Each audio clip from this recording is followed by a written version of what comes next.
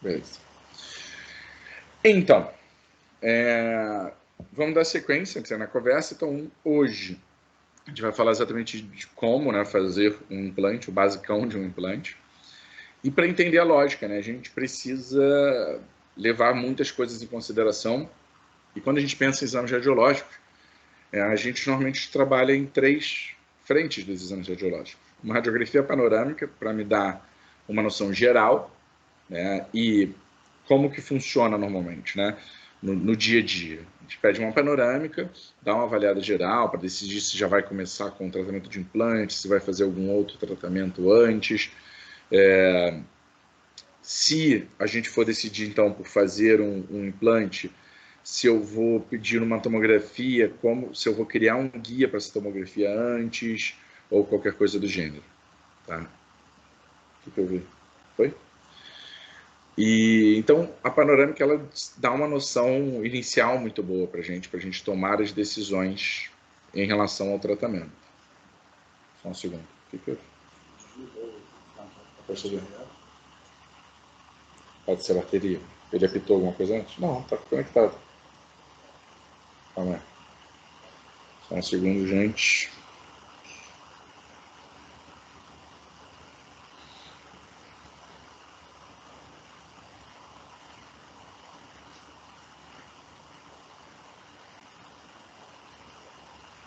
Pronto, agora você vai me ouvir aí. Foi?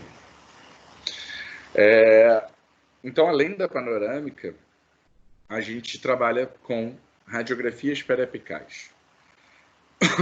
As pessoas não sabem dar um certo valor para a radiografia periapical, mas ela é muito, muito importante. Eu quero que vocês olhem para essa radiografia periapical agora e observem um rastro radicular ali. Então, mas não é nem isso que eu quero que vocês observem. Sim, tem um rastro radicular aqui, isso é um fator importante, mas o que é crucial aqui para vocês olharem é isso aqui e isso aqui. Cristas ósseas proximais. Entender, gente, que tudo vai ser regido na implantodontia, na quantidade de osso para poder formar, na situação real de papila. Tudo isso é baseado no remanescente de crista óssea. Se você tem crista óssea, você tem chance de formação de papila, você tem chance de formação óssea, vestibular, lingual. A crista proximal ela é crucial. Antigamente, quando a gente começou, por exemplo, quando se não tinha parede vestibular anterior, se fazia uma regeneração primeiro para depois botar um implante. Hoje em dia, a gente muitas vezes consegue fazer um implante, mesmo que exista uma perda de uma parede vestibular. Porém, quem vai regir se eu vou conseguir regenerar esse osso, vou decidir sobre a posição do meu implante, são as cristas ósseas proximais. Se eu tiver uma perda de crista óssea proximal, muito pouco provável eu vou conseguir tecido naquela região e formar uma papila. Então, eu tenho que levar isso em consideração no posicionamento do meu implante e nas expectativas do paciente. Diego, existem alguns tratamentos que eu posso tentar para regenerar essa região proximal? Sim, mas eles não vão ser, então, simultâneos ao implante. Você vai fazer uma regeneração prévia, tentar modificar aquilo, e mesmo assim a gente sabe que vai depender de alguns outros fatores, incluindo o dente, e aí vira uma técnica muito mais periodontal do que de implantodontia. Então, eu quero que vocês sempre, principalmente na região anterior, foquem nas cristas proximais. Aqui, inclusive, a gente consegue ter uma noção, né, de tecido mole, né, de papila. Quero que vocês sempre foquem em proximais. Então, a periapical ela é bem importante por isso. Além da periapical ser usada, muitas vezes, transoperatório. Algum de vocês tem raio-x digital? Eu tenho. Então, o teu é então, o raio-x digital ele é bem legal para trabalhar durante o procedimento cirúrgico, prévio ao procedimento cirúrgico, você tem muita informação ali. E existem alguns tipos, tá? Existe o raio-x, que você tem uma película que você revela ela de forma digital. Esse. Existe do sensor, que tem um fio. Eu tenho os dois, na verdade. Eu tenho do fio e da película. Do meu consultório é o fio. Eu acho ele bem chatinho ali de posicionar e tudo mais.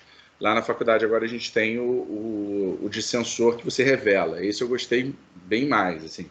Porque você radiografa normal o paciente sem precisar ter um fio pendurado. E para melhorar ainda é o raio-x portátil. O raio-x portátil dá uma dinâmica incrível para um atendimento, para transcirúrgico, é maravilhoso. Eu recomendo, assim, é porque é uma grana comprar tanto o raio-x portátil quanto o revelador de película digital. Eu investi nisso, eu vou falar para vocês, é um investimento, mas assim, só de não ter fixador e revelador já vale o investimento. Mas você comprou o portátil também? Comprei o portátil também.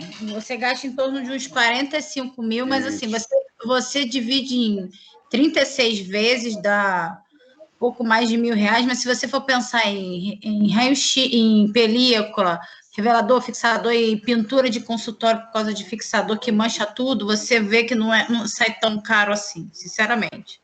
Não, concordo. Vale a pena. Peraí que eu fiz besteira. Foi.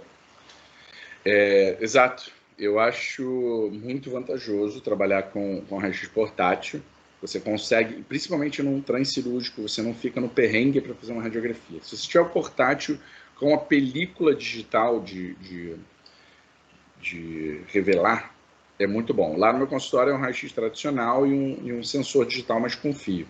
Eu gosto, mas eu já trabalho em alguns lugares com essa combinação do portátil e película para revelar, eu acho espetacular. Mas qual foi a vantagem do portátil que eu não entendi muito bem? Posição, assim, você não tem que ficar dependendo de arrastar ou puxar de parede o raio-x. Você consegue botar em qualquer posição. O paciente deitado ainda do posicionamento da cirurgia. Você consegue vir com o raio-x ali, você não precisa levantar o paciente, tentar achar uma posição para o raio-x. Você consegue numa dinâmica ali muito fácil. E se vocês têm mais de um consultório, tipo uma clínica, alguma coisa, você pode ter um que vai rodando para todos os lugares. Isso é muito bom. Ah, eu tô perguntando, não consegui visualizar, porque o meu consultório foi projetado para usar direto da cadeira. Ele precisa na parede, mas usa deitado na cadeira do equipo mesmo. Sim, sim. Mas você tem um braço e é bem... É porque eu trabalho em um consultório, por exemplo, que tem mais ou menos essa dinâmica, só que na hora que vai radiografar, trazendo da parede, às vezes de posição do paciente eu acho meio difícil de trabalhar. Não é nenhum terror, não, mas eu realmente, portátil, eu gosto bastante. Só que, óbvio, para você que consegue tranquilo fazer o raio-x, de repente valeria a pena só um sensor. Aí você tem eu tenho entrada para sensor, mas não tenho sensor ainda não. Tem duas possibilidades de sensor interessantes, né? Como eu falei, o do fio, que é mais barato, e o de revelar. Um barulho no áudio. Algum microfone. É só mutar aí o microfone. É o laptop novo dela que ela não está sabendo mexer. Então, assim, vale a pena pensar nessa possibilidade de sensores digitais. É uma coisa que eu acho bem legal. É um grande investimento ali também, né? Não é uma coisa baratinha, mas é uma coisa que eu vejo uma diferença. E a tomografia, gente. Tomografia, quando a gente começou a fazer implante, tomografia era uma coisa bem cara. Era difícil você pedir para fazer uma tomografia e qualquer paciente ter essa possibilidade, né? O Mário até comentou ontem com vocês, e eu sempre falo que quando eu comecei, eu tenho até hoje as bilhas que eu usava para radiografar e tentar fazer regra de 3. Por quê? Porque como eu não tinha, financeiramente, eu não tinha como comprar muitos implantes, ter uma variedade gigante de implantes, eu planejava direitinho o tamanho do implante para depois, para chegar para a cirurgia e fazer. Muitas vezes, inclusive, eu ficava pedindo para o Marcos um implante reserva, porque eu tinha que começar só comprando alguns números de implante. Então, o que acontece? Eu sempre me dediquei muito a tentar planejar o tamanho do implante de forma ideal. Na época, como eu disse, tomografia era muito cara, hoje em dia a tomografia é muito acessível. E a forma que eu vou ensinar vocês a trabalhar com tomografia, gente, eu não uso tomografia impressa. Tá? Eu não trabalho com tomografia impressa. Não trabalho com dental slice. Eu trabalho sempre com tomografia em formato DICOM. Então eu peço para eles em formato DICOM. Qual é a vantagem de eu pedir isso em relação a custos? O laboratório, a clínica radiológica, ela tem custo alto para imprimir E ela tem custo alto, inclusive técnico, para fazer o dental slice. Ela precisa de um técnico lá parado que vai... Desculpa. Precisa de um técnico lá parado que vai ficar ajustando o dental slice, criando o formato do dental slice. Então perde um tempo, você paga uma pessoa para fazer isso, ou às vezes terceiriza isso. Então se você chega na radiologia e fala, cara, eu vou querer só em Daikon, enviando por WeTransfer na internet, eles fazem preços mais acessíveis. É Daikon. Daikon, Dicom. Eu vou trabalhar isso bastante ainda com vocês. A gente vai trabalhar o programa, como visualizar, como mexer nisso tudo. Isso é uma coisa bem importante que eu quero fazer ao longo do curso com vocês, que eu acho isso crucial para a implantodontia, porque é uma qualidade do que você está vendo muito grande. A gente trabalhou muito com On Demand, que é um programa de uma radiologia que a gente mandava, que eu gosto bastante, é uma opção também, mas como o Daikon, você pode pedir de qualquer clínica radiológica, é muito fácil de trabalhar. Tá? Então eu vou ensinar para vocês a trabalhar com um programa chamado Blue Sky. A Luísa, já que chegou o computador novo dela, já vai baixar hoje esse programa. É isso que eu ia perguntar, professor. Já tinha chegado umas imagens para mim da Daikon e eu tive muita dificuldade porque eu não sabia. Eu usava direto em On Demand lá o que eles me mandavam, tal, um programa lá que vinha próprio do CD, mas eu tinha muita dificuldade de planejar, em detrimento do Dental Slice, que era muito mais fácil para mim, entendeu? Então. E aí, já que você está falando que você vai ter um programa que você vai ensinar a gente para fazer, sim. isso é importante. Tem o Dental Slice, tem o iCat Vision, tem vários programas, tem o da Kodak lá, tem vários programas que a radiologia pode enviar para vocês dessa maneira. A minha recomendação é que vocês não peçam... Oi, Bruno, pode falar. Uma coisa eu acho que interessante, né, que o Igor, né, estava falando, que muitos alunos, quando chegam para nossa equipe, cara, eles estão acostumados com Dental Slice. Acho que quase todos vocês, se já trabalham com tomografia, vão ter trabalhado com Dental Slice. Só que com o tempo e a comparação, gente, vocês vão ver a diferença de qualidade de imagem. É um negócio surreal. Assim, a qualidade de imagem, as ferramentas específicas de cada programa deles são muito melhores, tá? Então, hoje em dia, eu, Diego, eu não sou tão tecnológico quanto o Diego, né? Eu tenho nervoso de pegar um exame de Dental Slice hoje em dia, tá? Para mim, é uma perda de tempo. Aquela qualidade da imagem, ela não te dá detalhe nenhum, ela não te dá ferramenta quase nenhuma. Então, fica muito difícil trabalhar, Igor. Então, assim, entender essa questão toda do Daikon, junto com a utilização do Blue Sky, ou da utilização do On Demand 3D, que ele falou que a gente utilizou e utiliza, né, há muitos anos também, são ferramentas muito melhores. É só questão de tempo, disponibilidade de aprendizado mesmo, né? Porque realmente existe uma curva de aprendizado que é importante para vocês. Acho que o Diego ele vai, com certeza nas aulas, vai perder bastante tempo nisso, né, Diego? Para vocês terem uma capacitação boa para serem independentes da radiologia. Então a questão é essa, assim, baratear para vocês. Bruno. Essa expressão é a melhor que você podia dar. Independente da radiologia, gostei. Você cria uma independência, você não precisa de um técnico, de um radiologista, de alguém manipular nenhum exame de uma imagem. Você vai manipular a sua imagem, você vai criar o seu protocolo. Então, assim, com o tempo é automático, gente, é muito tranquilo. Tá? Então, o Diego fala muito melhor que eu desse assunto, é só para dar um... Não, perfeito. Pode falar. O objetivo... O curso realmente para mim era esse, porque quando a gente chega na especialização, a gente tem, assim, depende também, né? Cada lugar é um lugar, cada profissão é um professor. Mas a gente tem uma abordagem muito básica, e aí, para fazer uma abordagem básica, o Dental Slice é mais que suficiente, entendeu? E aí, a questão do Daikon, assim, eu já tinha visto que ele tem milhões de ferramentas, e ele tem uma imagem surrealmente melhor, mas como eu não sabia mexer, eu falava, tipo as pessoas mais antigas assim, que não entendem muito computador e tudo mais. Eu vou na tecnologia que eu entendo, entendeu? Então eu ficava no Dental Slice para não ficar me enrolando muito, né? É para ter um resultado bom também no planejamento. Mas eu achei interessante ter escutado isso, dizendo que um dos meus objetivos está sendo concluído aí com o curso. Show. Deixa eu voltar aqui. Como é? Então, seguindo essa lógica, na verdade, gente, a próxima data nossa, né, dia 14 e 15, o dia 14 à tarde é muito isso, tá? A gente vai falar de alguns conceitos daqui a pouquinho, em alguns instantes a gente vai falar dos conceitos biológicos, critérios de sucesso, as coisas do implante e tal.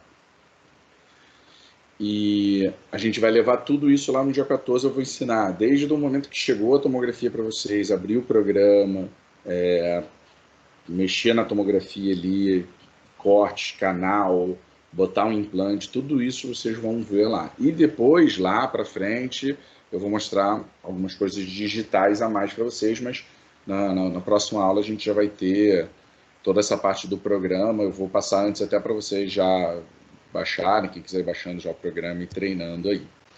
Deixa eu voltar para... Show. Então, como eu falei, né, vai ser essa tríade panorâmica, dar uma noção geral inicial, a periapical a gente avalia muito bem essa questão das cristas ósseas, e a tomografia vai ser todo o planejamento, jogado ali em cima, como eu vou trabalhar bastante com vocês. Tá? A radiografia panorâmica, deixa eu só fazer uma outra observação, ela é legal até para comunicação, né, fácil comunicação, preço bem baixo, então facilita bastante. Agora vamos nessa sequência, né, do procedimento cirúrgico, e um dos primeiros passos é a preparação de um bom campo cirúrgico, né? Tentar focar num procedimento que a gente chama de procedimento limpo, né? Não dá para dizer que é um procedimento estéril, o procedimento completo em relação aos nossos implantes, mas é o que a gente trabalha com procedimento limpo. O que é isso? É você buscar de tempo contínuo, não queimar, tá? Esse é o termo que a gente chama de queimar campo, não contaminar. Alô? Alô? Alô? Alô, Ama? Foi, já. Deixa eu voltar. Beleza. Tentar a expressão que a gente vai dizer, né? Que não queimar o campo. Então, qualquer coisa que vocês tiverem um risco, gente, não seja o cirurgião, qualquer coisa, o auxiliar mexe, e vamos tomar cuidado com isso. A gente vai falar bem básico aqui, mas lá no dia de aula presencial, a gente vai fazer uma demonstração, montando o campo, com os cuidados todos para vocês. O ideal, começar com a lavagem das mãos. A gente está tentando botar uma esponja de clorexidina dentro do kit também, para pelo menos o cirurgião começar com ela. Recomendo que, caso vocês queiram todos terem, levar uma esponja dessas de clorexidina para fazer a sua higienização da mão. Colocação de gorro e máscara. Nesse momento, a máscara, a gente está focando, né, trabalhar com a N95 e uma máscara secundária por cima, para que você não contamine seu N95 e você consiga reutilizá-la. Você só descarta a máscara externa. Depois, a utilização do face shield ou de um óculos fechado. Tá? A colocação do avental estéreo, uma colocação de luva estéreo. Aliás, sobre a N95, também está no kit de boas-vindas de vocês. Eu já separei uma N95 para cada um também ali, para vocês deixarem já separado. Então, lembrar de levar um ziplock, alguma coisa, para vocês guardarem depois ao usar. Colocação do avental estéreo, a luva estéreo, e aí vocês montam a bancada. A gente tem como hábito falar para pelo menos o cirurgião já estar com a luva, e o auxiliar está sem luva, para poder ir passando, abrindo as coisas lentamente. Como eu disse para vocês, como a gente vai fazer uns horários meio quebrados, de repente uma outra dupla também vai ajudando a primeira ali nesse momento. Colocação uma boa opção nesse momento, também para quem quiser botar na caixa cirúrgica, por fora, né? A gente coloca o grau cirúrgico, a caixa, e aí, entre a caixa e o grau cirúrgico, dá para você colocar algumas pares de luvas de procedimento. E aí, levar isso no autoclave. Essa luva de procedimento autoclavada serve para você fazer a montagem desse campo sem queimar, né? Então, você pode vestir essa luva de procedimento, montar o campo, manipular tudo aquilo que você está na hora de arrumar o campo, na hora de preparar tudo isso, e aí você descarta essa luva de procedimento e veste a luva cirúrgica só na hora de colocar, de começar a cirurgia mesmo. É uma opção também.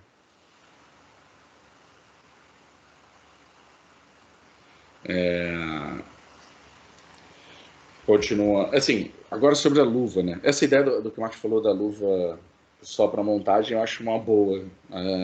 Eu acho bem legal, assim. Agora da luva cirúrgica. Primeira observação, gente. Não sei se alguém aqui tem alergia ao látex, tá? Tem alergia à luva. A luva cirúrgica, por ter menos um pouco de pó, ela costuma dar um pouco menos de incômodo, mas é um pouco difícil arrumar luvas cirúrgicas nitrílicas, mas existem por aí. Aí eu vou pedir para vocês, quem tiver, para vocês levarem suas próprias luvas para esse caso. Inclusive eu estou procurando, porque eu tenho um pouco de alergia, mas com a cirúrgica não tem muito problema não, né? Com o procedimento que me dificulta mais. Mas falando sobre a colocação de luva, essa sequência inclusive não está perfeita. A colocação da luva é feita de forma muito desatenta hoje em dia, mas toda a luva vem dobrada, com a parte que você pode queimar. Essa parte que ele está encostando, ela vai ficar virada para dentro. Então, você consegue vestir segurando por essa parte. E aí vem esse detalhe. Ao invés de fazer essa posição de mão, tipo, tirar ela do papel e botar na mão, vocês vão fazer isso com ela apoiada no papel e a mão virada ao contrário. O menor risco de você, ao levantar ela do papel, tentar vestir, você contaminar a luva à toa. Então, vai posicionar a sua mão. E aqui você pode só ajustar, mas você vai deixar ainda dobrada, você não vai esticar isso. E observe, ela está com uma manga curta ali. Vocês vão estar com o pijama cirúrgico de vocês e com o campo estéreo por cima.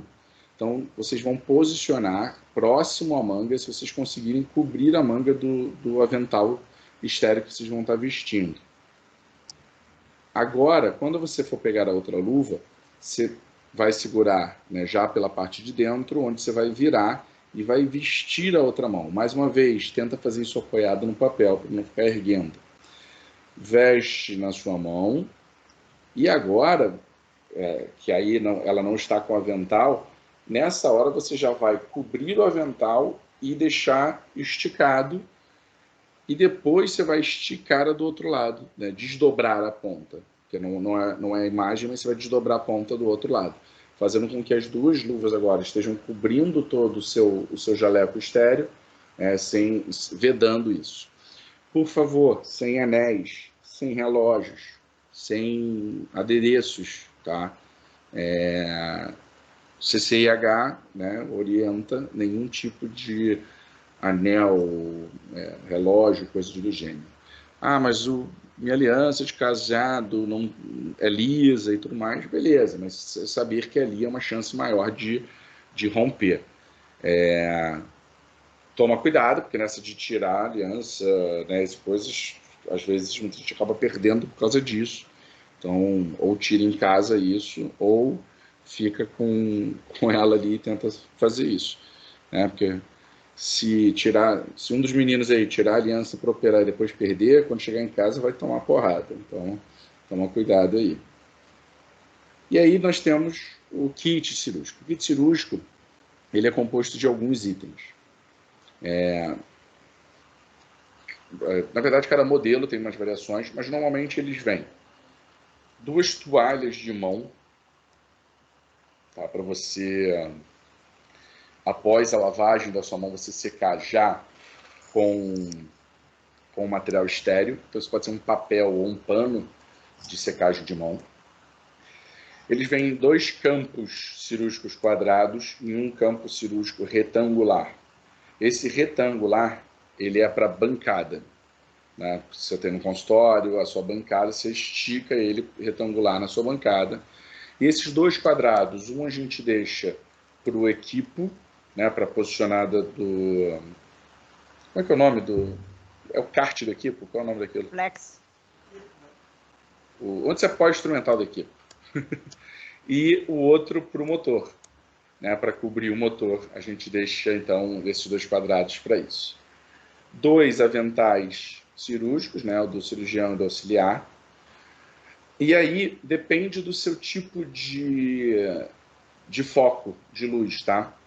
Ele vem o de alça ou de haste, né? Dependendo do tipo, você compra para o seu tipo de foco.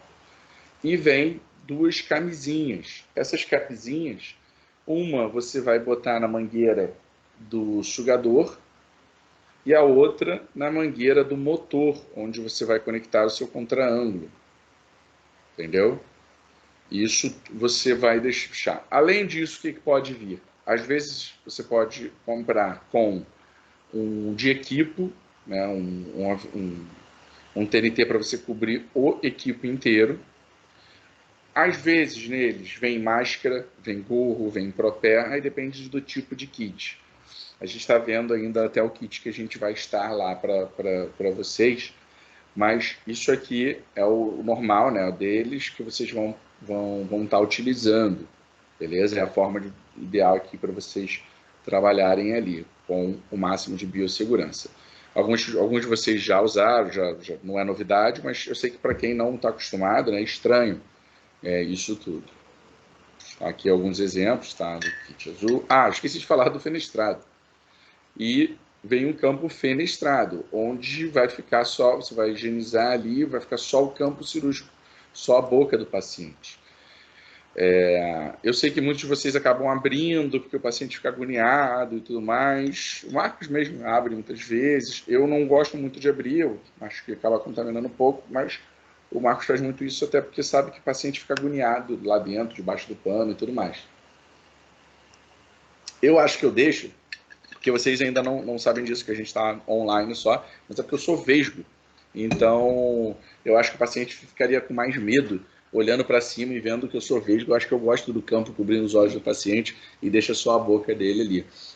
Como eu estou aqui na câmera, eu não fico tanto, mas quando eu estou falando, você deve reparar. E eu acho que é por isso que eu gosto de deixar cobrindo o olho do paciente, não sei. Mas pelo menos na minha cabeça, eu digo sempre que é para questão, né, de tentar higienizar ao máximo. Eu realmente nunca corto o campo, sempre deixo só o que está restrito ali do campo fenestrado. E aí vamos falar um pouquinho de organização de bancada, que ficou bem genérico aqui, só para a gente conversar. Então, a bancada ela vai ser separada em trechos para vocês, gente. Primeiro, a gente tem a área onde você vai separar. Então, olha para cá. Os tubetes, eles não podem ser imersos, tá, em nenhum material de desinfecção.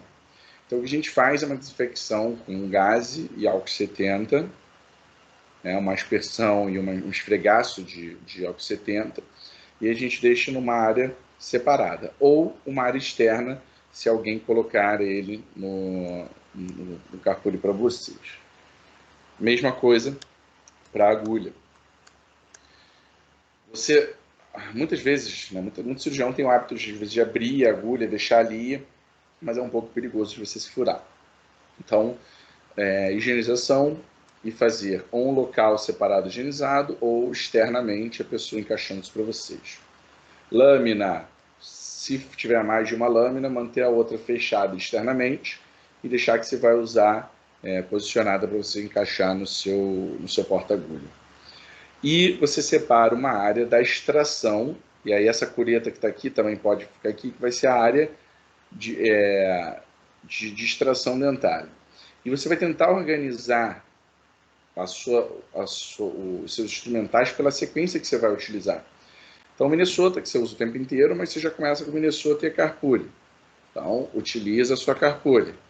Lâmina de incisão, descolamento.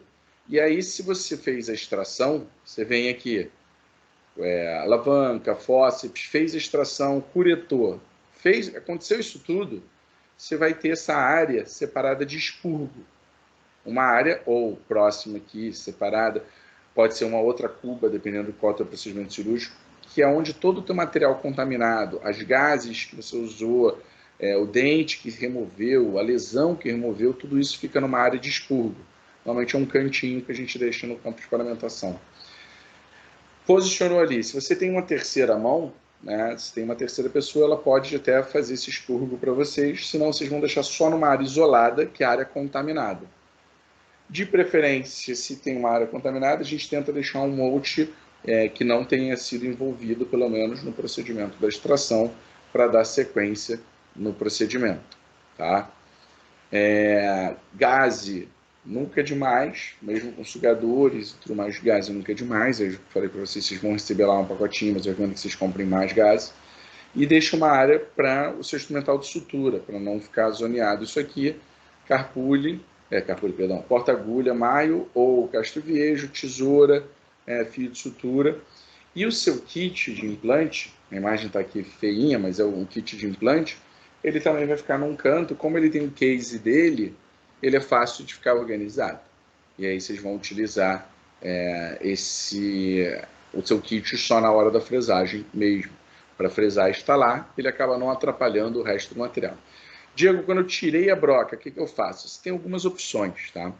Você tem algumas opções ali.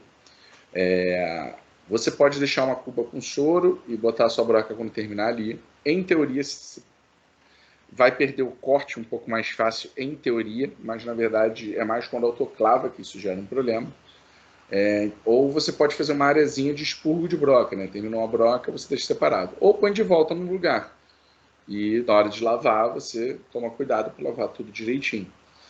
E normalmente eu falo para quando você termina uma fresagem, esfregar uma gaze na broca para remover resíduos ósseos ali, porque depois vocês vão ter que lavar isso aqui direitinho, o seu instrumental ao final da cirurgia.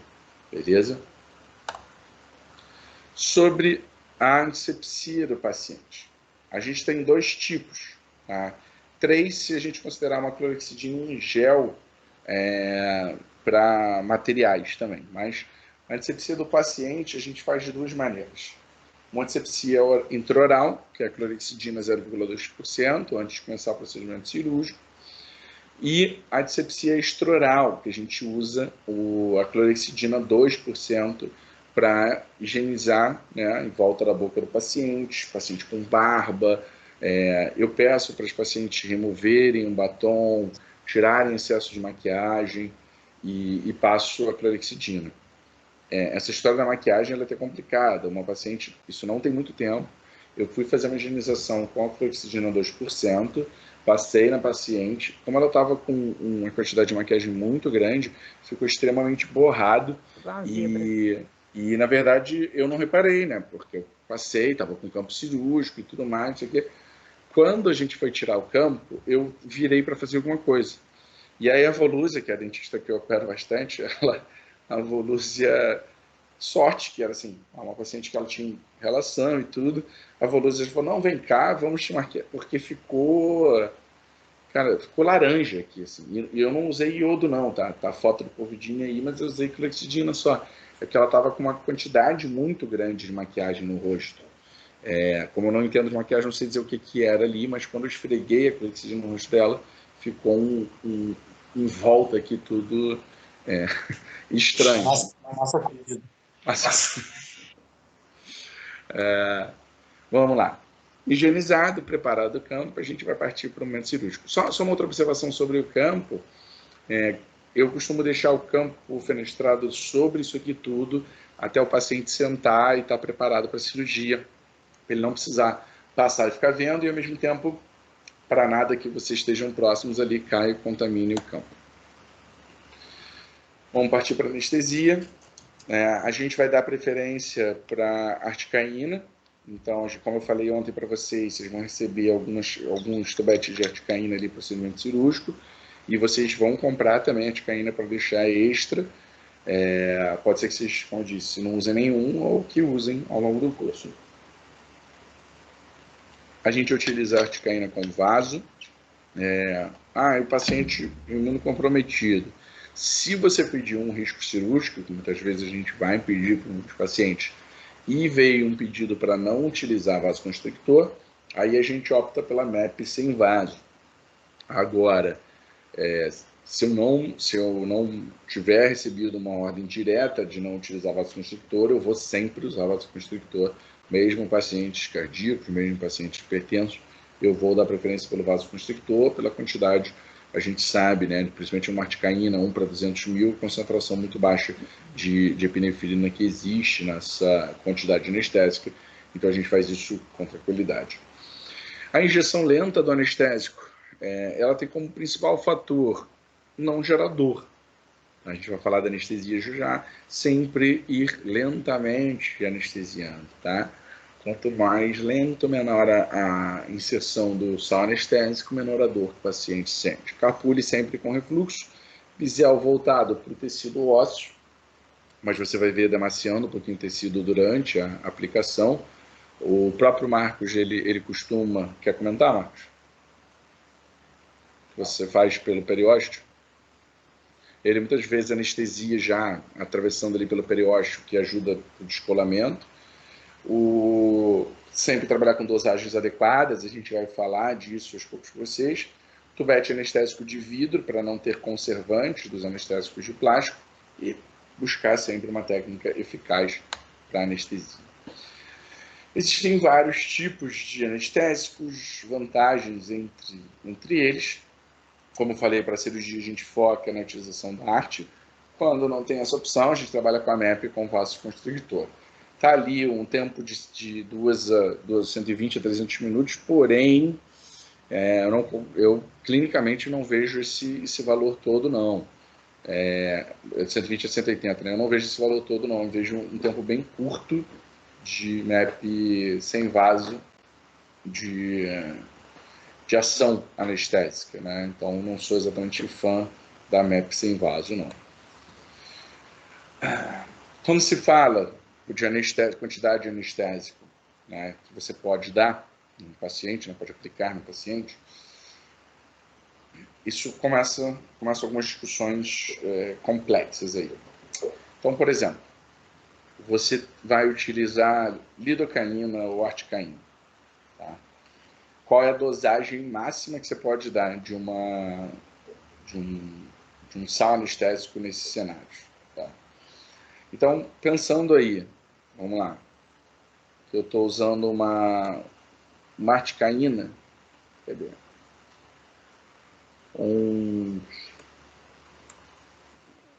Pode ser uma lido ou uma articaína, os 2% que você vai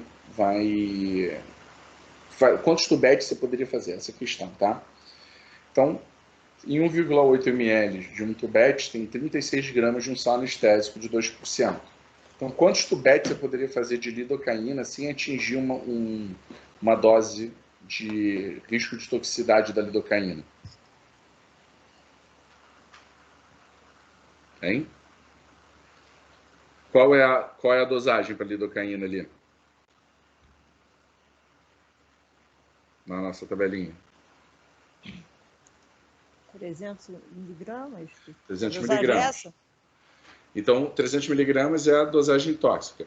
Aí, se eu vou usar em 2%, e tem 36 miligramas, então, para cada tubete, quantos tubetes eu posso utilizar? Eu vou pegar 300 e vou dividir por 8. 36. É isso? 8? Então, dão 8 tubetes. Perfeito.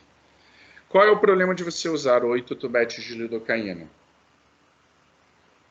É muitas vezes a concentração de epinefrina, tá? Então, dependendo do tipo de paciente. Mas, qual vai ser a sua limitação, então? Para um procedimento cirúrgico que você está trabalhando com lidocaína, você você trabalhar com o limite de tubete. Agora vamos para uma articaína. Cadê? Só um segundo aqui. Deixa eu só confirmar uma coisa aqui da arte.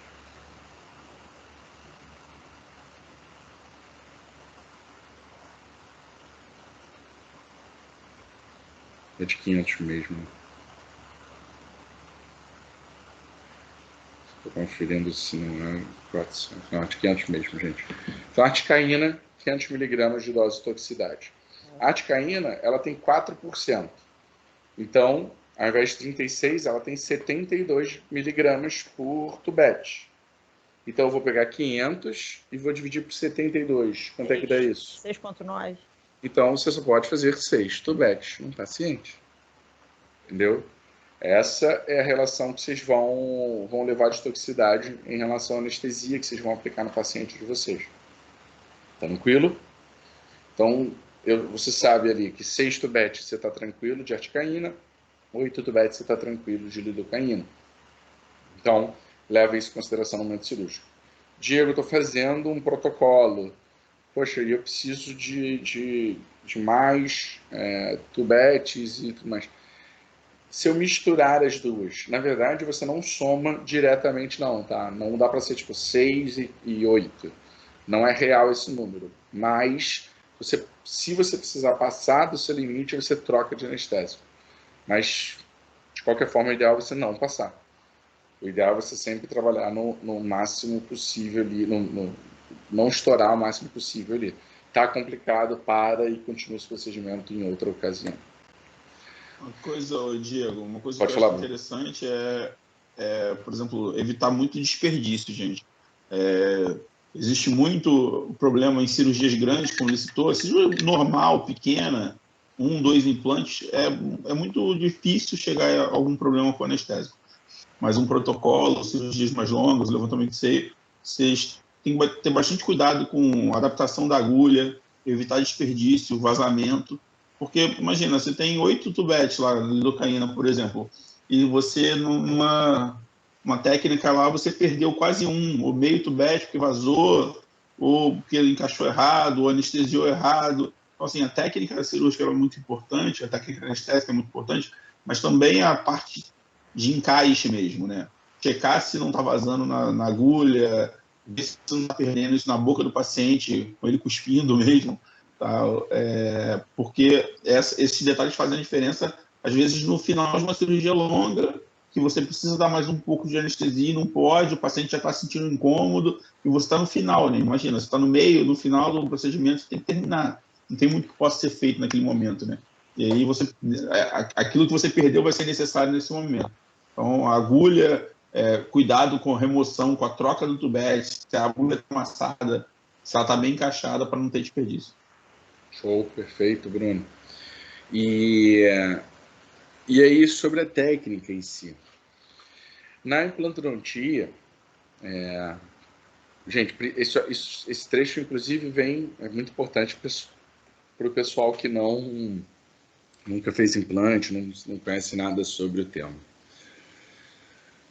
A implantodontia é um pouco diferente de uma extração, por exemplo, né, da hora menor. Ou seja, se eu for fazer um implante fazer um implante num primeiro molar inferior de rebordo cicatrizado, é natural você pensar que tem que anestesiar uma troncular ou qualquer coisa assim do gênero. Mas não precisa. Quando eu faço uma anestesia para implante, eu estou buscando anestesiar o quê?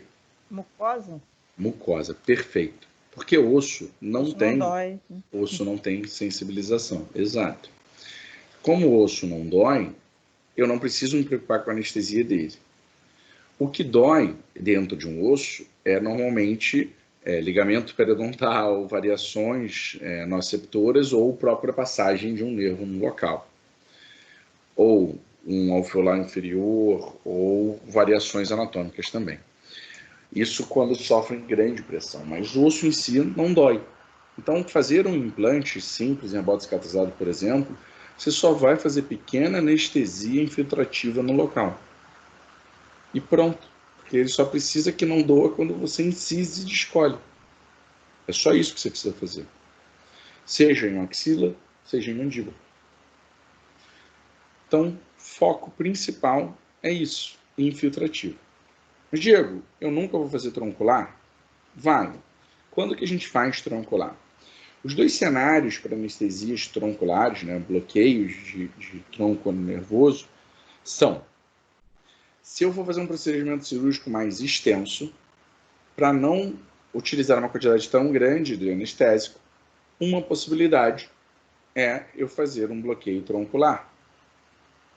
Possibilidade número 2, se eu estiver fazendo extração simultânea ao implante. E aí eu posso utilizar a anestesia troncular para poder evitar uma dor, né, durante o procedimento cirúrgico de extração. Então, a gente pode trabalhar com tronculares tanto superiores quanto uma alveolar inferior. Então, eu digo, beleza. Aí agora eu digo então que a gente vai fazer o implante de um primeiro molar inferior, ou um segundo molar inferior. E aí eu tenho que fazer lá o implante e tem extração. Você tem duas possibilidades. Fazer um alveolar inferior, ou, entenda, se você está fazendo um implante ali, provavelmente, qual é o cenário que tem ali naquele dente? O que vocês acham ali? No dente? Se eu estiver fazendo um implante... tem dente, olha só, o paciente chegou com um segundo molar, ele tem um segundo molar, mas que é para você tirar, né, e fazer um implante. Sim. Provavelmente qual é o estado desse dente? Se vai extrair, deve estar bem detonado, né? Fraturado, cariado, já... Mas eu vou fazer uma pausa aqui para falar com vocês sobre isso. O que acontece, galera? Parece jogar balde de água fria em implante, né? Mas não é. É só para a gente discutir o seguinte. Tem se tirado muito dente que não era para se tirar. Tá? Existe uma importância muito grande de conversar, acompanhar, ter bons periodontistas e endodontistas próximos de vocês. Existe muito dente que não precisava ser tirado, sendo tirado. Então, só levar isso em consideração quando você vai fazer um implante. Tá? Mas beleza, se decidiu por remover o implante, ou remover o dente. Esse dente provavelmente o que já aconteceu nesse dente? Tudo, né? Já se esgotaram todas as tentativas de tratamento convencional, de outros meios. E normalmente esse dente foi feito um tratamento de canal, né? Ou não fez o tratamento, mas esse dente já morreu. Né?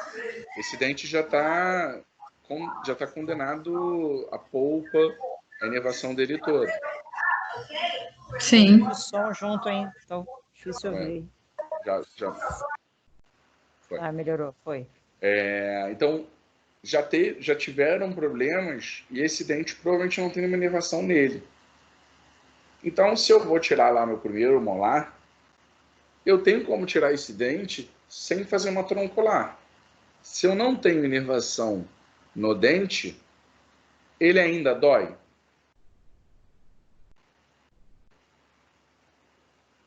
Ele dói, mas aonde? No ligamento. Perfeito. E existe alguma técnica anestésica local que a gente pode fazer que bloqueia só o ligamento? Intraligamentar. Show.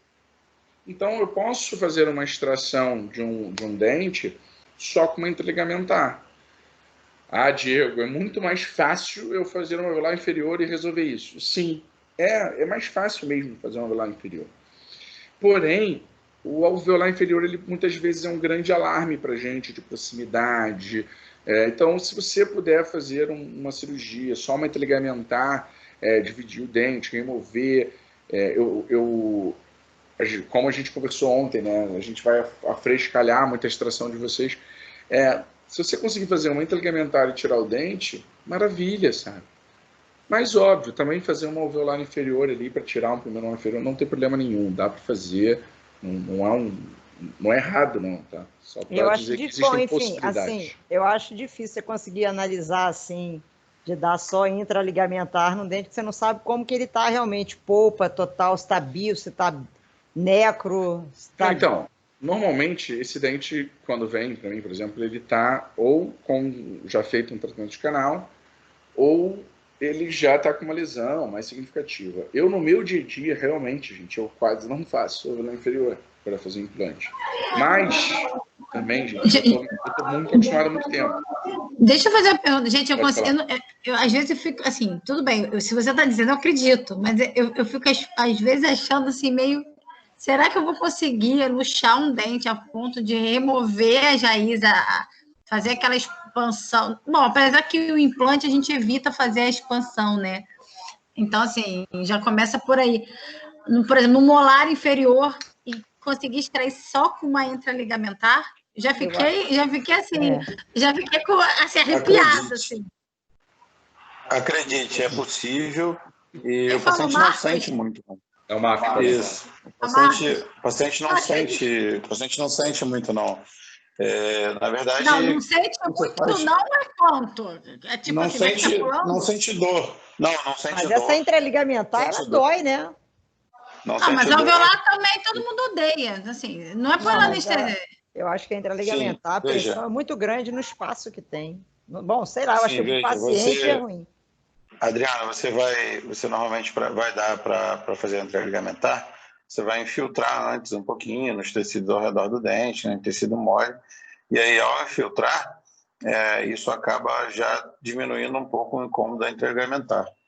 As extrações, Paulo, você está pensando numa extração normal, tal, de implante, mas na maioria das vezes, quando a gente está falando de molar, a gente não vai fazer uma extração sem cortar a jaíde, sem dividir a jaíde. Tá? Então, dividir o dente. Então, assim, a extração com o periódico, com todos os cuidados que a gente faz, ela se torna extremamente mais delicada, extremamente mais, os movimentos mais delicados, e o trauma cirúrgico que gerado com essa extração também é muito foi menor. Isso que eu falei. Não, sim, eu até falei depois, não, apesar que no implante, para o implante, realmente, a gente vai cortar para a gente manter aquela questão óssea intrarradicular, tudo bem, mas assim, depois eu parei para pensar nisso. Mas assim, convenhamos que para anos e anos, quase 20 anos de odontologia, pensar em extração sem alveolar. Mas essa extração agora, ela necessariamente precisa estar tratado canal, o dente? Sim, né? Não. Não, você vai fazer. Se você vai extrair, você vai extrair, normalmente o dente já está necrosado, você já está com lesão, já está mais morto do que. Não necessariamente. Aqui, bom, pelo menos eu não pego só aqui. Gente, vão ter dentes, vão ter vários cenários, vão ter dentes fraturados. Excepcionar um dente vivo. Não, então, tem dente bio que teve uma fratura, dente bio com reabsorção. Tem várias possibilidades, gente. Marcos, muta aí que tá dobrando mesmo aqui. Perdão. Uma coisa, Diego, galera, que eu acho... a gente entende muito a dúvida de vocês, gente. Assim, a gente passa por isso sempre, praticamente. Nossa escola é muito do infiltrativo. Então, assim, vocês vão virar pra gente... Que anestesia eu dou? É infiltrativa. Mas tem dente infiltrativo. Assim, e acreditem, gente, funciona. Eu não lembro, eu faço implante há, sei lá, 13 anos, 12 anos, nem lembro, sei lá quanto tempo. Eu não lembro a última vez que eu tive que parar um procedimento para dar uma alveolar inferior, gente. Tá? Eu não lembro mesmo. Assim, isso já aconteceu comigo, eu acho que já, nesses 12 anos. Mas eu não lembro quando foi. Para vocês terem uma ideia de que, assim, e pode vir dente bio mesmo, eu arranco com infiltrativa mesmo. Eu nem penso, é automático para a gente já, tá? Eu entendo vocês terem a dúvida e pensarem nisso. É importante até. Existe uma curva nisso, nesse entendimento, tá? E normalmente, quando a gente vê vocês às vezes dando uma alveolar inferior, porque é automático para vocês também, a gente vai falar, não faça de novo. Porque é muito do nosso costume. E é muito, para a gente acha que é muito mais importante o paciente ter a sensibilidade da alveolar ainda presente para dar uma sensação de stop. E para vocês, gente, que estão começando, isso é muito importante. Às vezes, para o Diego, dar uma alveolar inferior e arrancar um dente, colocar um implante, com um planejamento guiado, uma tomografia, é muito tranquilo, porque ele sabe que ele vai estar muito longe do nervo. Mas no começo, gente, até vocês ganharem esse feeling, essa sensibilidade pequena que o paciente mantém é muito importante, tá? Então, o custo-benefício disso, gente, ele é muito maior, é muito melhor, tá, para vocês. Então, a gente vai insistir muito no dia a dia e a gente vai estar do lado, gente, tá? Então, vocês vão sentir uma segurança para fazer isso que a gente está falando e, com o tempo, para vocês também vai ser automático. Perfeito, exatamente. E também não se assusta, galera, vocês vão ver isso lá. Vai vindo aos poucos. Também não, vocês precisam se sentirem mais confortáveis, principalmente em consultório, começar com alveolar, essas coisas, pode ir, mas vocês vão ver que dá para fazer. Tá? Dá para fazer sim. Vocês vão infiltrar, vão esperar, depois vão vir entrando com o intraligamentar e vão vendo que sai o dente tranquilo. Teve algum problema, beleza, parte com a troncular, mas é um cenário mais comum. Quando que a gente opta por quando que eu vou fazer uma alveolar? Aí talvez por uma questão de uma área mais extensa. A mesma coisa que eu falei para cima, né? tentar, se está mexendo em muita coisa, às vezes vale mais a pena fazer uma troncular, que aí você só depois aplica pouca infiltrativa pela questão de hemostasia também. Vamos lá. O Diego, Pode falar. e qual que é a experiência de vocês assim, em relação a alguns pacientes que pedem anestesia geral, ou, sei lá, uma sedação anterior à cirurgia? Vocês têm experiência com isso? Vocês fazem? Bastante. Eu acho que a maioria dos dentistas do Rio usa o mesmo profissional, né? O Gustavo, ou a equipe do Gustavo lá. Ele é um anestesista que faz a sedação, mesmo a sedação da endoscopia, né? Bastante parecida com a sedação da endoscopia. E a gente utiliza muito, Luísa, para pacientes, principalmente com relatos de ansiedade ao procedimento, ou para cirurgias maiores, para cirurgias que a gente realmente está tendencioso a fazer muita coisa, fazer um protocolo inteiro, ou então bilateral de seio também, ou até o paciente que tem algum comprometimento sistêmico mais importante, é uma coisa que traz segurança e a gente só vê benefícios. Na verdade, eu, Diego e o Bruno, nós não somos muito a favor de sedação por conta própria, entendeu? Tipo, vamos dar um Dormonide aqui, um medicamento, o paciente dorme um pouquinho, não por achar inseguro, mas pela tranquilidade e pela simplicidade de ter um anestesista, né? O anestesista vai com tudo, ele leva oxigênio, leva monitoramento, né? Então, assim, a segurança de ter um médico ali dedicado a sinais vitais do paciente é uma qualidade, assim, fora do comum. É bem melhor mesmo. Ele vai estar junto. Tá, muito bom. É porque, às vezes, para o paciente vale mais, ele quer pagar mais para ele ter menos estresse, né? Porque ainda existe muito medo do dentista, o medo do procedimento, mesmo que a gente explique, às vezes o paciente não quer de jeito nenhum, né? Passar por aquilo. Sim, sim, sem dúvida.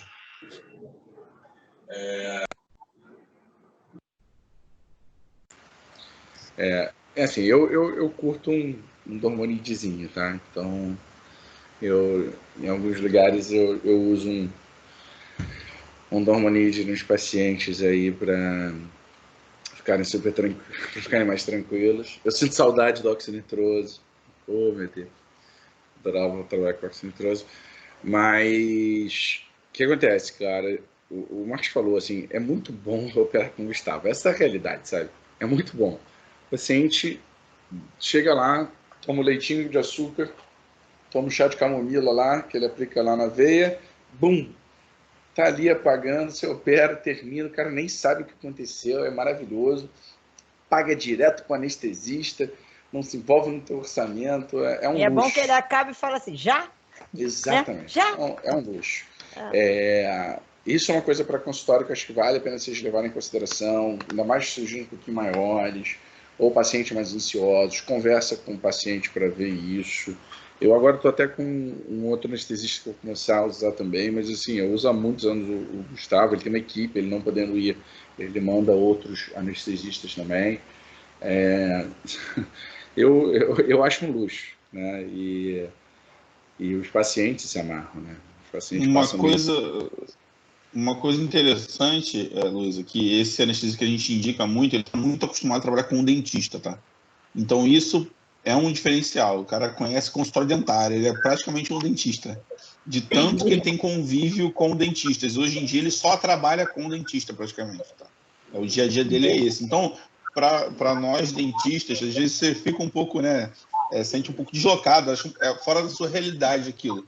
Mas não aqui esse dele, por exemplo, tá? Porque ele vai falar a tua linguagem, ele entende a nossa linguagem, tá? E ele é uma pessoa realmente que tem um conhecimento muito grande e ele aplica completamente a medicina, a anestesiologia que ele conhece muito bem dentro da odontologia. E ele tira completamente esses problemas sistêmicos da nossa conta, basicamente, né? Ele realmente faz toda uma entrevista com o paciente antes, conversa, conhece o paciente, que normalmente... Sabia que o Bruno Marcos ia falar isso. Abre caixa de implante como ninguém. Ajuda também. Então, assim, tem realmente uma série de benefícios realmente o paciente podendo utilizá-lo, sabendo conhecendo o valor e tudo, e optando, é realmente uma tranquilidade para o dentista, tá? Vale muito a pena realmente. Acredito que se for o caso dentro do curso mesmo, se algum paciente ter essa vontade, eu acho que é tranquilo de levar no curso e até ele fazer uma cirurgia com vocês e tudo, né? Isso vai depender de caso a caso, mas eu acho que é bem viável.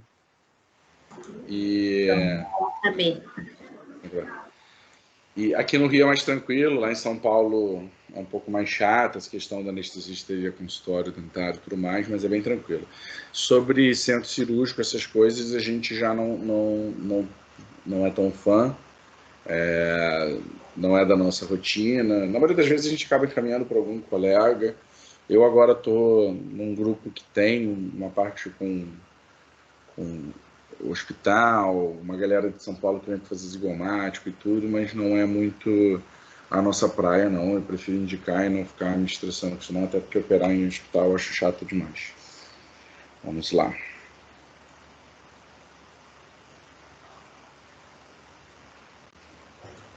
Você cortou sua câmera?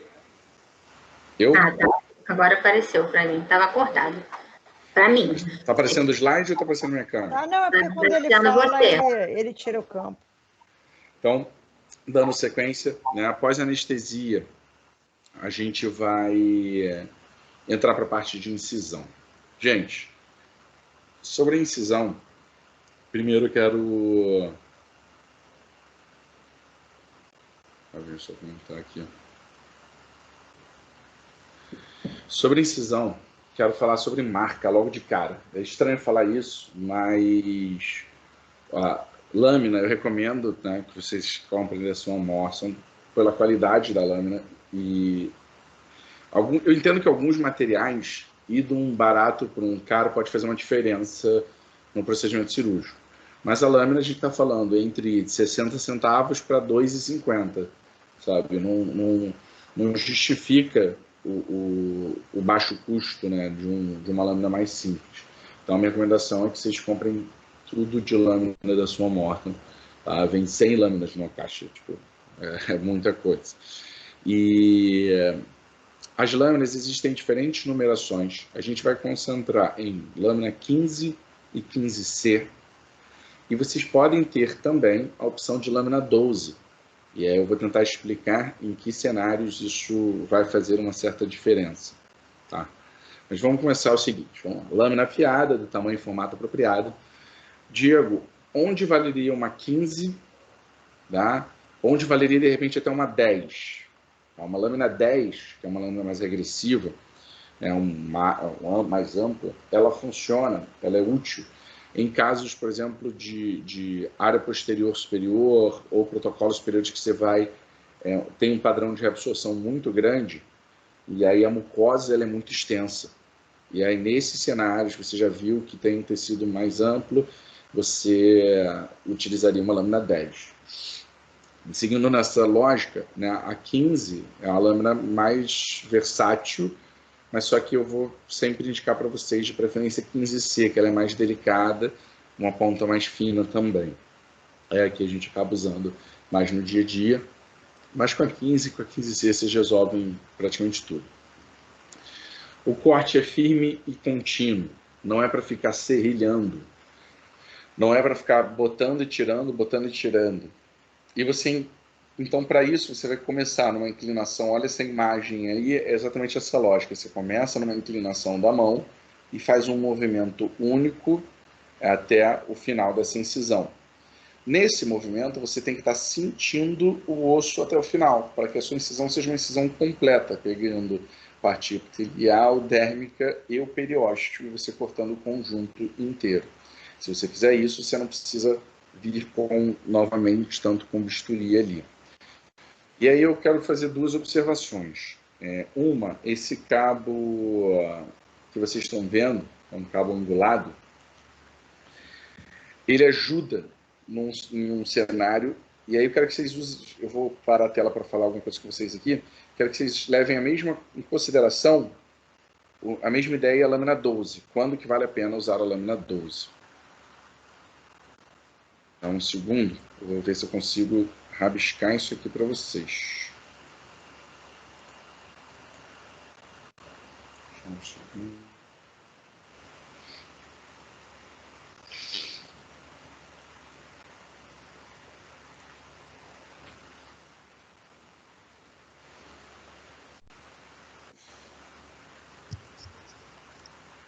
Por favor, perdoa o meu talento artístico agora, tá? Vamos ver se eu consigo.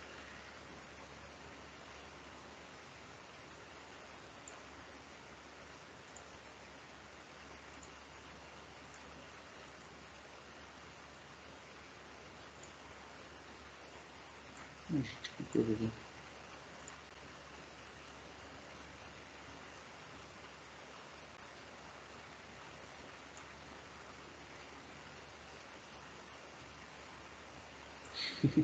Olha, um coração, que bonito. Caraca, tá muito ruim. Se é um dente que você está querendo desenhar, tá bom. Ela ficou com pena, né? Se ligou. Vai ficar mais tosco agora, mas eu vou pelo menos explicar. Beleza. Então tá lá o meu molar. Se eu considerar esse movimento da mão, pegando numa região posterior. Então esse é o primeiro molar e eu estou incisando, por exemplo, num segundo molar, ou a mesma lógica de um pré para o outro. A minha lâmina, você vai começar com uma inclinação, né, dos 45 graus, você está lá com a lâmina nesse formato. Qual é o problema? Quando você chegar aqui, pela abertura de boca e pela posição da sua mão, a lâmina, ela vai chegar aqui assim, né? Esse trecho não vai ter incisado direito, ali perto da papila, por exemplo, até encostar no dente. Às vezes você consegue dar uma inclinada para vestibular, alguma coisa assim para finalizar essa incisão. Mas se você não conseguir, o que vai acontecer? O teu tecido está direitinho até aqui, você começa a descolar, e aqui ao invés de ser uma incisão limpa, ela fica uma incisão de esgaça o tecido. Isso é ruim. Então, utilização de cabos angulados e ter de reserva ali uma lâmina 12 facilita nessas regiões você complementar, você finalizar uma incisão nessas regiões, tá? Então, por isso, vale levar isso em consideração. Sobre incisão, tá?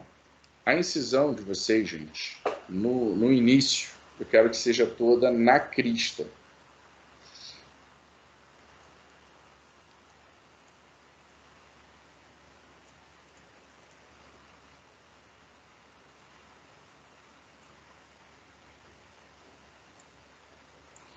Então, a incisão de vocês, no início das cirurgias de vocês, gente, eu quero que seja aqui, bem na crista. E sulcular. Aí é a imagem que vocês estão vendo aqui. Por enquanto, eu não vou pedir para vocês fazerem nenhuma relaxante no início. Tá? Esquece isso aqui, esquece isso aqui. É uma incisão sulcular, e essa linha na crista. Esse vai ser sempre o início. Com o tempo, vocês vão começar a deixar essa incisão um pouquinho mais palatina, como vocês estão vendo aqui. Beleza? Que aí você mantém mais volume para o vestibular do que palatina, e ao mesmo tempo você não expõe a parte de cima do cicatrizador, cover, o que for desse implante. Então, de praxe, para toda a cirurgia de vocês vamos pegar uma azul aqui, linear, sulcular, vem pelo sulco do dente, sulcular e na crista. Beleza? A relaxante vão ser alguns cenários que a gente vai virar e falar, você vai abrir relaxante aqui, sim, porque você quer expor, você quer ver o que você está fazendo. E no início vocês vão fazer sempre um pouco mais agressivos e vão refinando a técnica de vocês com o tempo também, tá? Vocês vão melhorando com o tempo, sendo um pouco mais delicado, mas visão quanto mais amplo for o seu campo, melhor a visão que você tem. Então, para quem está começando, visão sempre vai ser prioridade ali, beleza? Então, incisão, a gente vê aqui uma relaxante, depois uma coisa importante reparem, essa relaxante ela tem que ser inclinada de maneira que a base da sua incisão, aqui ó, que a base da sua incisão seja sempre maior do que o tecido que você está relaxando, para que eu tenha nutrição desse tecido continuamente. E tá vendo a posição dessa relaxante aqui? Essa é uma posição muito boa para uma relaxante, porque se você faz aqui no meio do dente, você tem uma recessão gengival nesse dente. Se você faz na papila, você destrói essa papila. Se você faz no meio do caminho, abrindo, você consegue suturar e estabilizar isso de maneira adequada. Aí aqui você pode fazer envolvendo a papila. Diego, eu posso vir por dentro da papila e incisar? Pode. Por quê? Como é que você faz isso? A papila palatina está toda nutrida ainda. Então, você, quando suturar, você consegue estabilizar ela e ter a nutrição suficiente. Ah, Diego, eu posso fazer uma incisão de proteção de papila? Isso é melhor esperar com o tempo, com maior habilidade nessa parte tecidual, para fazer coisas protegendo a papila. No início, tentar ser o mais simples. Poxa, Diego, por que se fala isso? Porque na hora que tenta inventar muito, e aí, no início, o que vocês vão causar é remendos. E remendos representam necrose. Tá? A gente vê, às vezes, pouco tempo atrás, teve um aluno que assistiu uma aula, resolveu fazer, mas ele não tinha nem ainda muita habilidade para tecido, não tinha o instrumental adequado, não tinha o fio de sutura adequado, a agulha do fio de sutura dele era monstruosa, infelizmente o resultado foi que necrosou aquela área toda ali de papila e perdeu. Então, tomar cuidado com isso.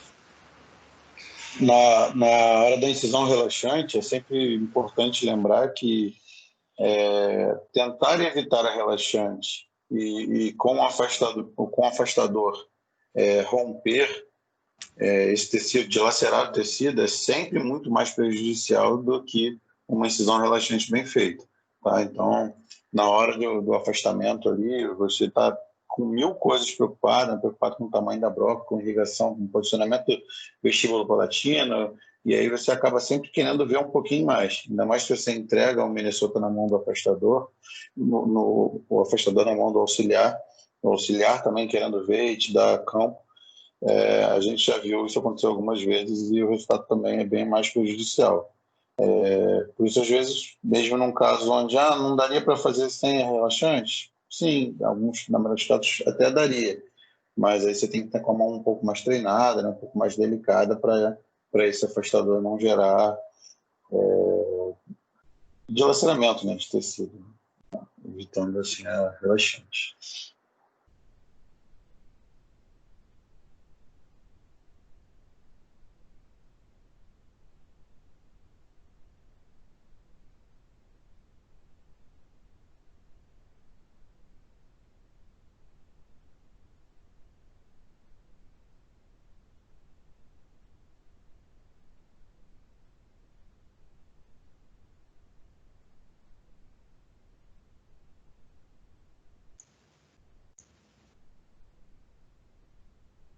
Vocês estão me ouvindo? Não. Agora que eu reparei, estava mudo. Só você estava me ouvindo, eles não. Voltando. Esses são os dois moldes que a gente pediu para vocês, tá? Os dois descoladores. Esse é o descolador 9 e o descolador 2.4. São os moldes que a gente trabalha no dia a dia. O descolador 2.4, por ser um pouco mais afiado, ele ajuda a descolar mais o periósteo, e o descolador molde ele é muito bom para inícios de descolamentos ou descolamentos também mais pesados lá de tecido. E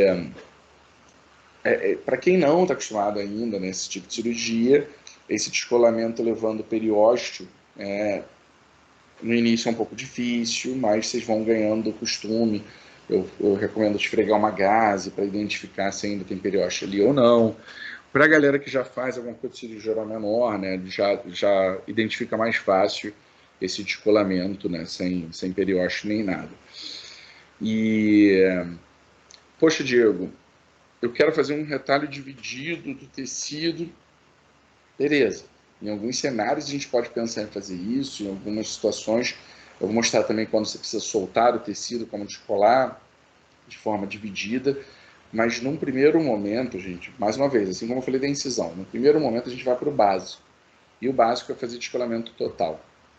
Mais uma vez, se você tentar dar um passo lá na frente, você vai acabar embolando a sua cirurgia. Né? Se você tiver algum problema até de fresagem e não está descolado direito, você não identifica. Se você tenta botar um enxerto e o tecido ainda está preso o periósteo ali, ele não vai formar osso. Então, você tem inúmeros fatores ali. Por isso, a gente recomenda o descolamento do total. E o descolamento total, quanto mais limpo for o seu descolamento total, ou seja, quanto mais preservado tiver seu periósteo, maior, mais rápido e mais simples é a sua cicatrização pós-operatória, beleza? Incluindo o periósteo como uma boa membrana de separação de biomateriais ou qualquer coisa do gênero. Se o periósteo está descolado de forma adequada, ele mesmo evita, né, uma fibrose de tecidos em biomateriais e coisas do gênero.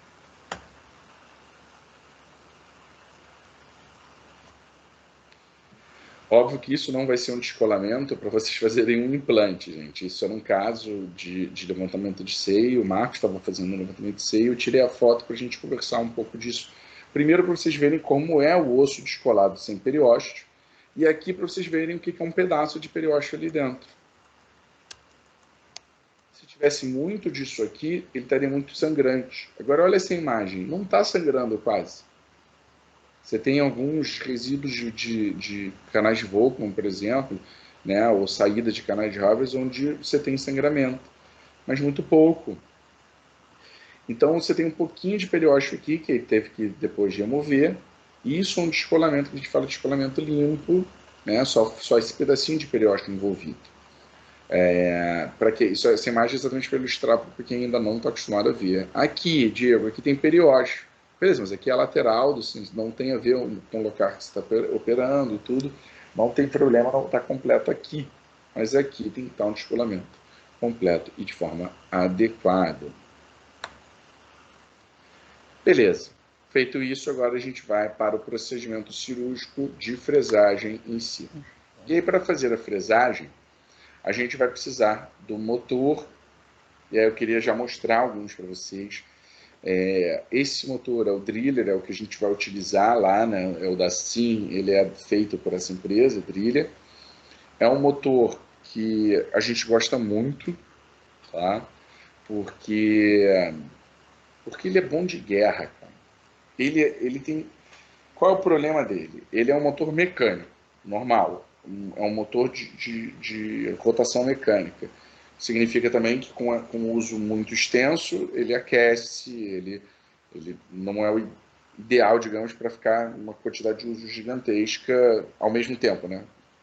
Mas, para a implantodontia, a gente consegue trabalhar normalmente. Se ele não tiver defeito, ele não vai aquecer muito, nem nada. E a gente trabalha com ele há muitos anos mesmo. Cada um de nós tem vários desse motor, que a gente usa no dia a dia.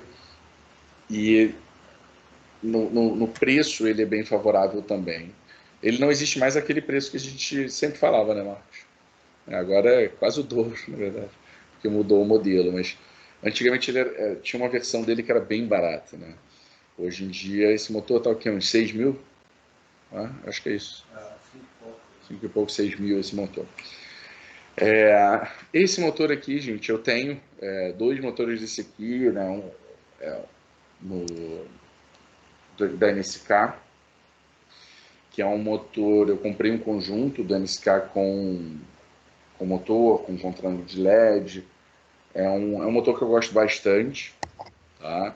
Ele tem controle de torque, ele tem vários detalhes dele, são bem interessantes. Eu tenho um mais antigo no consultório e um novo numa clínica que eu opero, e eu acho ele espetacular para trabalhar também, mas ele é um trambolho muito maior que esse. Então, por exemplo, para a gente que vai levando para um lado e para o outro, tem que ser um motorzinho pequeno e prático. Mas para o seu consultório, para deixar organizadinho, eu acho que vale a pena no NSK. Além deles, nós temos o motor da Cavo, WH e o Bionaire. Tá? Ah, não, perdão, ao contrário. Cavo. Não, é cavo, é isso mesmo. Cavo, o WH e o Bionaire. O que acontece? São motores ainda mais completos e digitais em vários fatores, tá? Mas aí o custo, eu não sei o quanto vale em custo-benefício para vocês. A gente está falando aí de motores que vão lá para 15 mil, 18 mil às vezes, um motor desses. É bem mais elevado, mas eles têm um controle de torque digital, que, por exemplo, nesse meu aqui, ele mostra o controle de torque, mas é só uma orientação. Esses aqui, o nível de controle de torque é mais elevado. Esse da Bionaire é espetacular. Né? Ele tem lá um iPad que você encaixa, um iPadzinho, né? Tipo, você encaixa aqui, ele faz a leitura de torque, ele configura, ele salva em relação àquele implante. É uma maravilha. Eu só não vejo necessidade nisso tudo, tá? Para o dia a dia eu não vejo necessidade disso, mas de repente a gente pode até convidar o pessoal da Bionaire um dia para ir lá para vocês verem, tá? Uma coisa bonitinha dessa aí.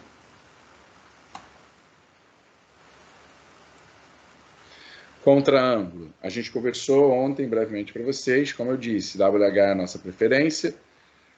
Depois dele tem... Esse é o WH com LED, esse é o WH normal, esse é o NSK e esse é o da Cavo. Ontem a gente falou sobre esses diferentes contraângulos. O Marcos tem um desse aqui de LED, tá? Eu tenho o normal, esse LED, tem o NSK com LED, tem o Cavo também. Dá para trabalhar com LED. Quando a gente estiver na parte... Volta só para mim rapidinho, Gil. Quando a gente estiver na parte prática ali, que eu estiver fazendo a demonstração, eu trouxe um Cavo e trouxe um WH para a gente mostrar para vocês. Uma diferença gritante entre eles é que o WH, assim como o NSK, ele é totalmente blindado, né? Ele é uma peça única que não abre em lugar nenhum. Já o Cavo tem duas aberturas. Você consegue soltar a parte de encaixe do contraângulo e você solta também a cabeça. O que traz a necessidade de você limpar, soltar essas peças para fazer a limpeza e remoção do sangue, né, que fica acumulado nessas áreas que são abertas. Né. Já o WH blindado, que eles chamam, né, é muito mais fácil de você limpar. Lavou com a corrente ali, lavou a cabeça lá, passou uma escovinha ali, pronto, o sangue fica todo ele para fora de tudo isso. Então essa é uma das causas que todo mundo que conserta esses contraângulos diz que o contraângulo blindado, tudo que é blindado, tudo que é fechado, né, numa peça única, acaba durando muito mais por isso. Tem muito menos sangue acumulado, muito menos sangue coagulado, né, acumulado ali. E a durabilidade torna-se muito maior. Mas vou mostrar isso na hora que a gente estiver na prática ali, eu vou mostrar os dois para vocês.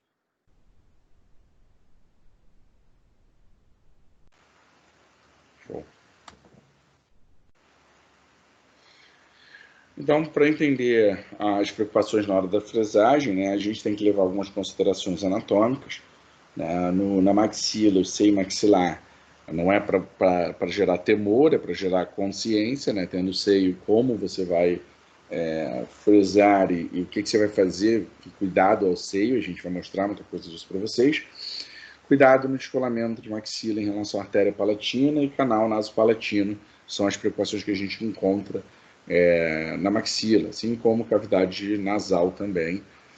A gente tem, muitas vezes a gente até usa cortical nasal para tratamento, mas cuidado para não atravessar, atingir o nariz do paciente. Na mandíbula, a gente tem o plexo alveolar inferior, esse é o mais consciente de todo mundo. A fossa da glândula submandibular, que é o mais inconsciente de todo mundo.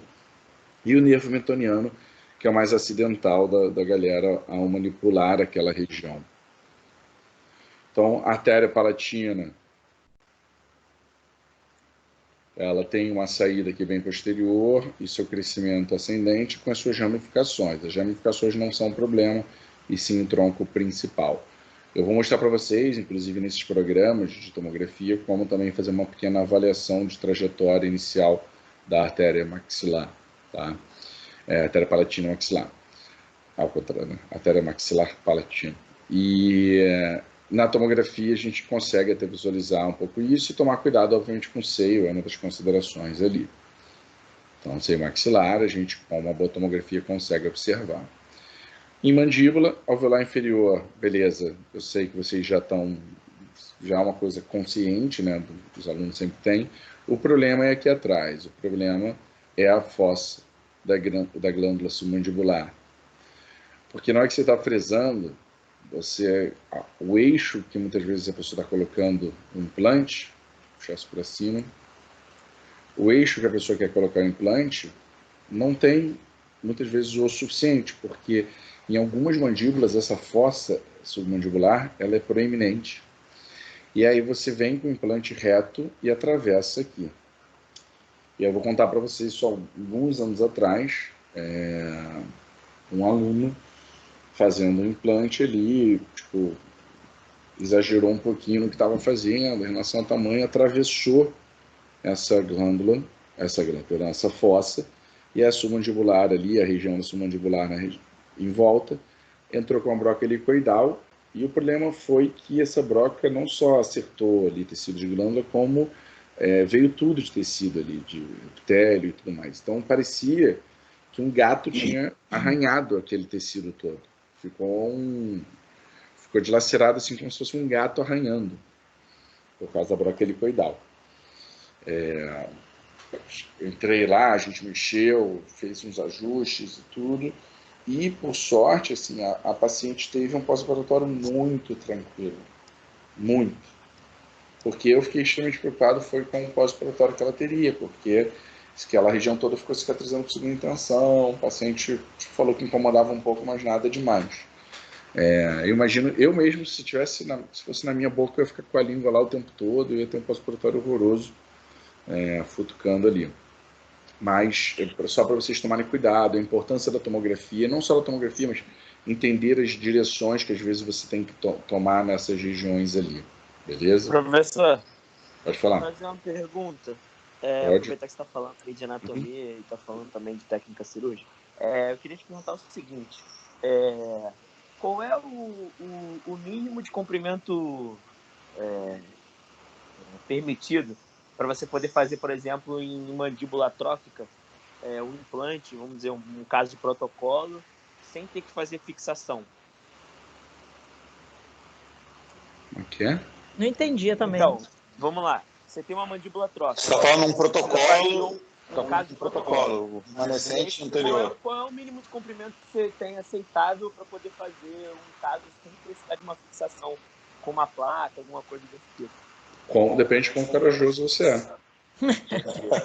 E depende também do antagonista, né? Se o paciente, por exemplo, tiver um Sim. APT, você tem uma carga menor. Cara, eu talvez não seja o melhor exemplo, não, porque eu tenho uns casos bem bizarros. Eu não considero que eu tenha sido o mais prudente do mundo, não, cara.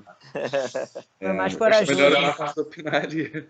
O Marcos é mais prudente que eu. Vamos lá. É o Igor que está falando? Isso. Fala, querido. Tranquilo. Cara, assim, 8 milímetros ali, o menor implante que a gente tem disponível no arsenal é 7, né?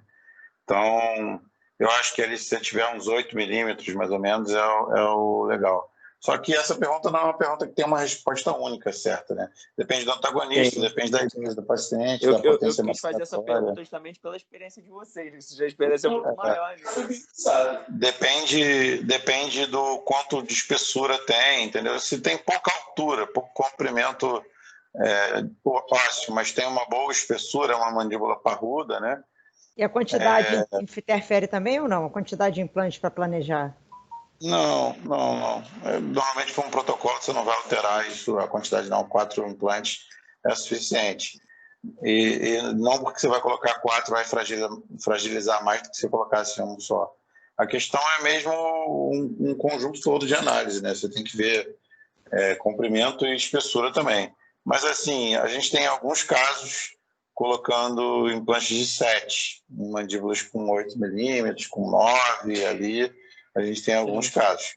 Eu estou perguntando isso porque eu fui ver uns casos de mandíbula atrófica, mandíbula atrófica, e, assim, sei lá, 80% todos fizeram fixação, assim, tal. Então, não sei se a proposição deles era realmente mostrar que ao mesmo tempo que eles reabilitavam uma mandíbula atrófica, eles colocavam fixação, não sei, enfim. Existem alguns casos de fratura tardia disso, né? E aí a fratura no pós não é tão complicada se você colocou a prótese já. Depois que você colocou o protocolo, né, o protocolo está ali aparafusado, o próprio protocolo acaba funcionando como uma fixação externa também, né? Porque ele acaba distribuindo, se ele estiver bem feito, ele acaba amarrando, aparafusando todos os 4 implantes e acaba virando uma fixação, né? Então, ele acaba substituindo a placa aí. A placa é mais para uma fratura trans, né? Para você estar instalando o implante ou então fazendo uma fresagem e aí ocorre uma fratura trans. E aí muita gente já leva essa paciente para o centro cirúrgico, já leva esse paciente e já coloca uma placa para, entendeu? Ou para não ter uma fratura no pós-imediato também, é mais por aí. Mas a gente nunca coloca placa, pelo menos nos nossos casos, eu não lembro de ter nenhum que a gente tenha que ter colocado placa, não, Igor. Sempre. Entendi. Eu quis perguntar mais pela questão da experiência mesmo, porque eu já vi alguns casos e aí eu fui procurar também em artigos e tudo mais. Aí, todos praticamente que eu vi, acho que só teve um que eles não colocaram fixação, enfim. Mas beleza, então, professor, obrigado. Então, só falar, Igor, eu tenho uma galera grande que eu conheço que usa placa, né, para qualquer mandíbula, qualquer caso que vai sobrar menos do que o tamanho do implante, tá? E então, muitas vezes, quando o implante chega perto da cortical basal, eles já consideram, então, que tem que fazer. Qual é a questão, cara? Qual é mais seguro para você? Se tu conseguir convencer e você tiver uma boa logística disso, tá? Uma equipe de bulk, alguma coisa para passar, eu recomendo você passar, cara. É a forma mais segura, porque você vai manter aquilo estável, você vai evitar uma dor de cabeça caso tenha um rompimento, tenha uma fratura, sim. Mas não é da nossa prática, tá? Eu mandei uma mensagem no grupo para vocês agora, dá uma olhada na mandíbula ali. Esse caso, eu até cogitei, cara, mas era uma paciente de idade, eu não ia fazer ela passar para centro cirúrgico para botar placa para isso. Eu fiz esse caso, eu fiz com uma guiada, porque ela tinha esterilização do alveolar inferior e tudo mais. Depois eu tento achar... Eu tenho a panorâmica desse caso em algum canto. Entendi. Assim, eu não tenho como praxe, nem eu nem Marcos, não. Mas se você tiver condição, uma equipe de buco que você trabalhe junto, eu acho que vale a pena. Ou você sendo buco, sabe? Botar aí por um esquema para estabilizar, não acho ruim, não. Acho positivo. Beleza? É que não funciona muito para mim pela logística e porque eu acho que os pacientes que eu preciso fazer isso normalmente não são os pacientes que eu quero ficar levando paciente cirúrgico também, não. Beleza? Entendi. Até porque o paciente, para chegar numa mandíbula dessa aí, ele já deve ter bastante tempo com uma idadezinha boa. Sim. Sem dúvida. Tranquilo, então, professor. Mandíbula atrófica que vocês estão falando é a mandíbula com reabsorção óssea? Luísa, dá uma olhada no WhatsApp. Olha essa mandíbula ali. Esses branquinhos na foto, Diego? São os marcadores. Foi mal. É porque o que acontece? Eu faço guiada, né? Aí o que vocês estão vendo é a mandíbula, é a parte de baixo ali. Sim. Esses pontos que vocês estão vendo flutuando são marcadores radiográficos que a paciente fez esse exame com a prótese. Essa parte no meio que vocês estão vendo é uma silicona que está usando como registro e a parte de cima é a maxila dela. Então, a mandíbula é só essa linha de baixo que vocês estão vendo aí. Sim, entendi. Não, é porque eu nunca tinha ouvido esse termo, por isso eu estou perguntando. O pessoal da buco usa esse termo, Gustavo? Atrofia mesmo, atrofiou, reduziu mesmo, vai diminuir. Mas é redução de volume celular.